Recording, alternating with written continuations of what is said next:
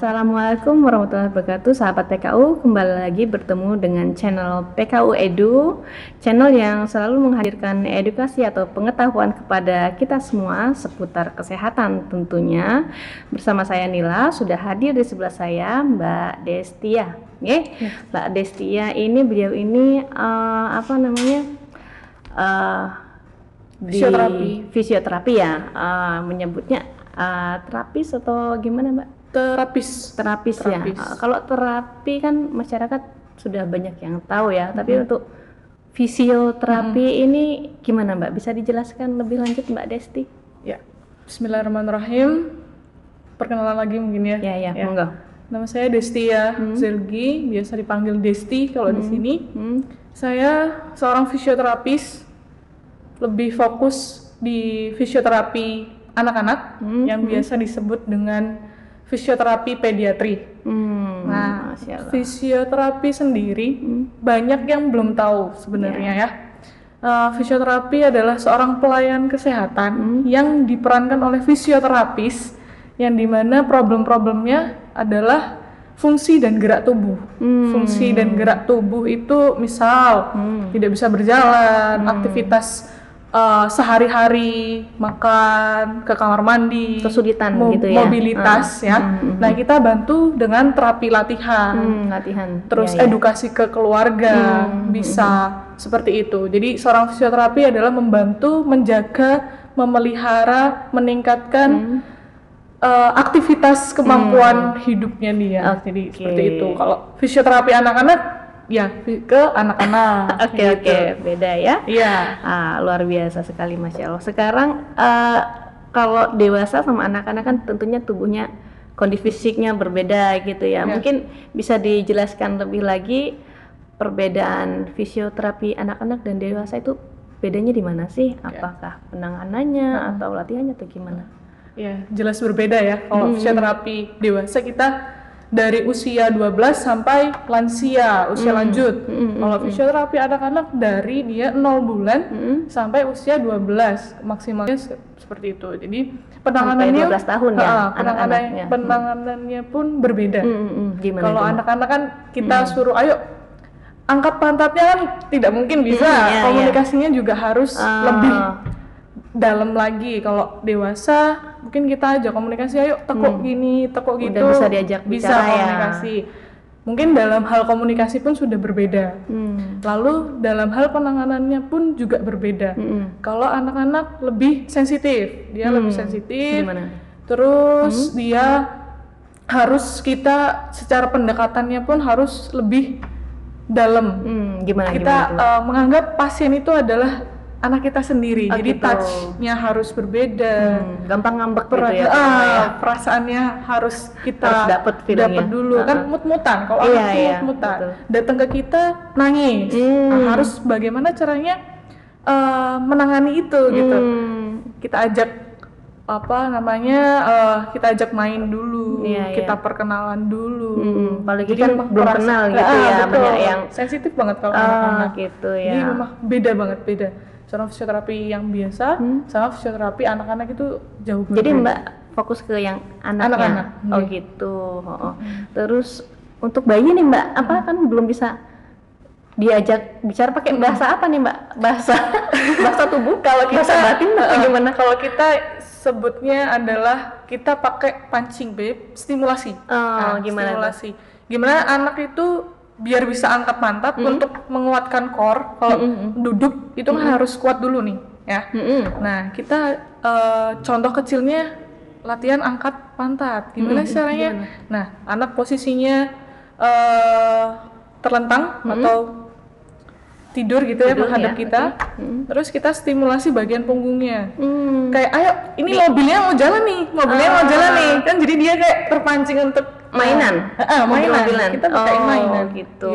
Ya, jadi harus putar otak gimana caranya supaya dia noleh gitu ya. Guling-guling gitu. Jadi luar biasa. Lebih seru lah kalau gitu.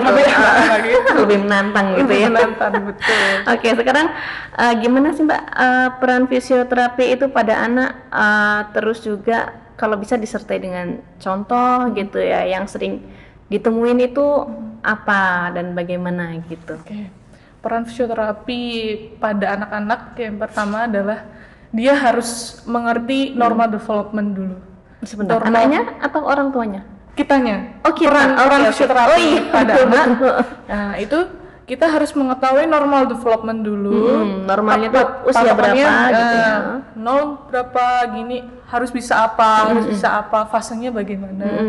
Normal development sudah tahu, terus dia harus tahu bagaimana cara menstimulasi anak biar dia bisa terpancing. Nah, terus dia harus tahu bagaimana penata laksanaan atau terapi latihan yang baik sesuai porsi dan dosisnya dan kasus-kasus tertentu. Kan tidak mungkin satu anak dengan satu anak yang lain dikasih porsi terapi yang berbeda-beda, sama gitu ya. Misal anak 0 bulan atau anak 1 bulan belum bisa aktif menoleh gitu kan. 0 sampai 1 bulan dia sudah harus ada pergerakan menoleh yang tidak berarti. Maksudnya noleh-noleh yang tidak ada tujuannya. Terus usia sudah menginjak usia 5, dia harus 5 sudah bulan. bisa 5 bulan, dia harus sudah bisa miring kanan, miring kiri, berguling, tengkurap, balik lagi.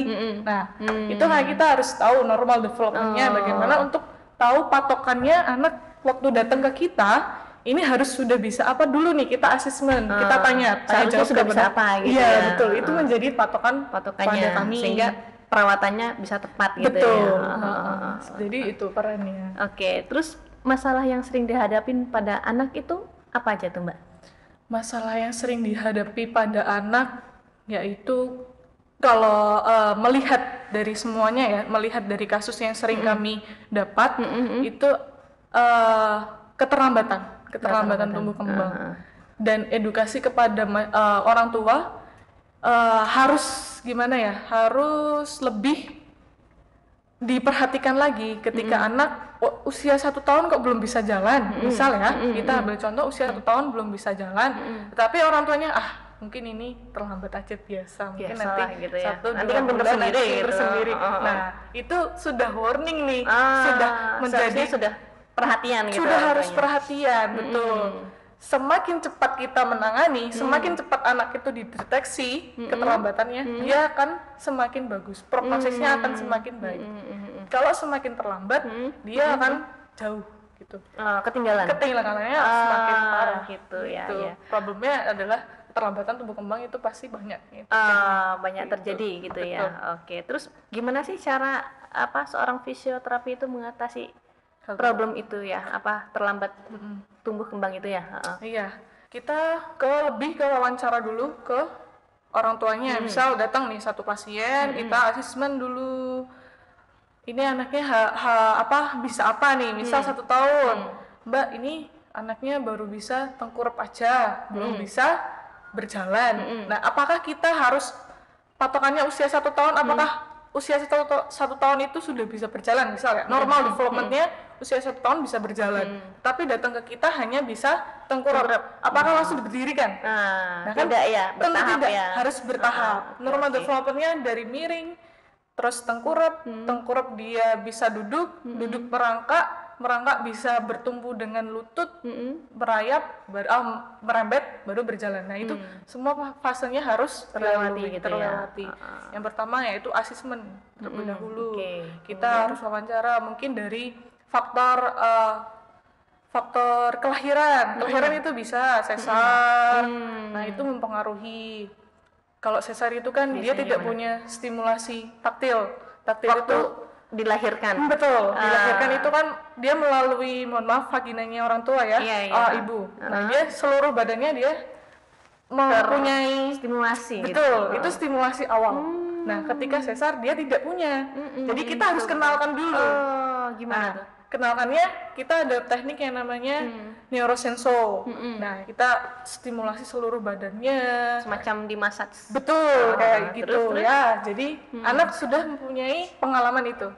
Nah, terus kita cek dulu taktilnya oke, berarti bagus.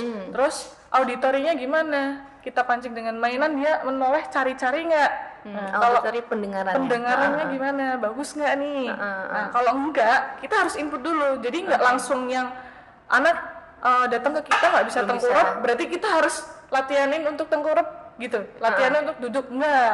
Kita cek dulu auditorinya gimana, visualnya gimana, taktilnya gimana, respon dia nekuknya, menggenggamnya. Itu sangat kompleks banget. Jadi seperti itu. Mendetail, banyak sekali yang banyak harus sekali, dilakukannya. betul.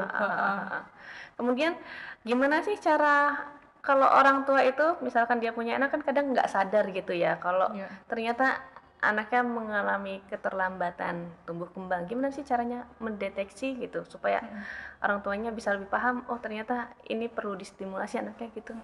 Ada nggak caranya?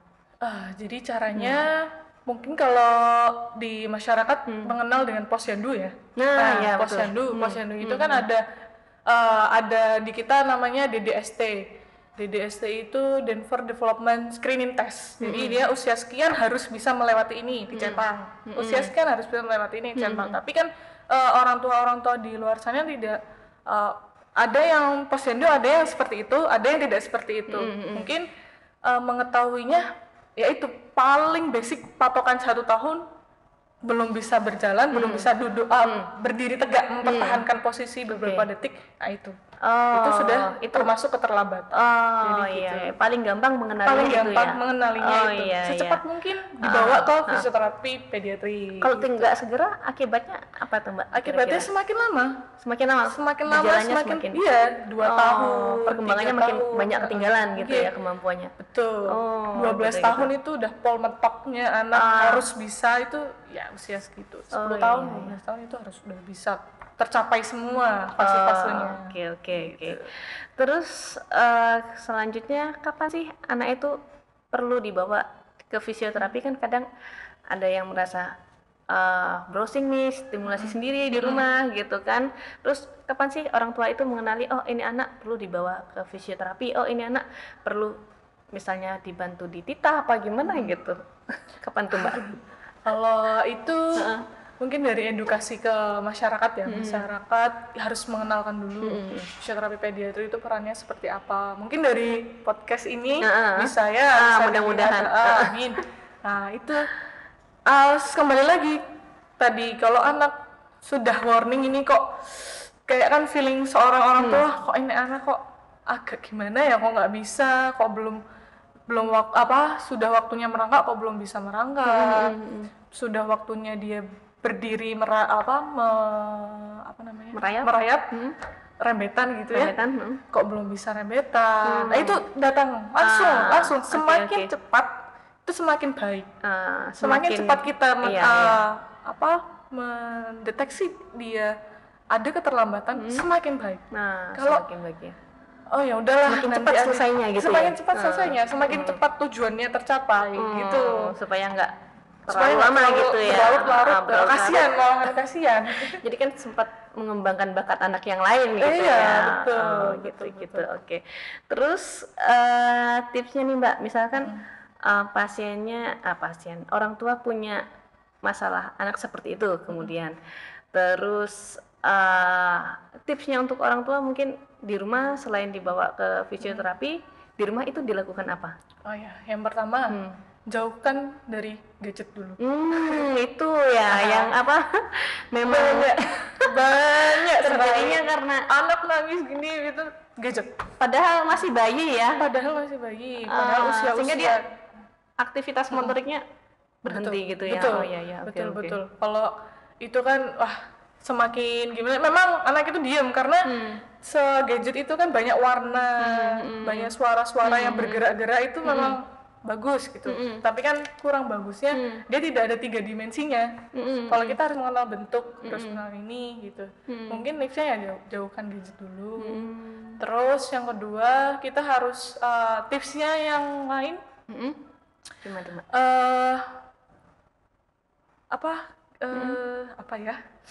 Harus tahu dulu anak ini bukan di rumah nih di stimulasi sederhana, gimana tuh caranya?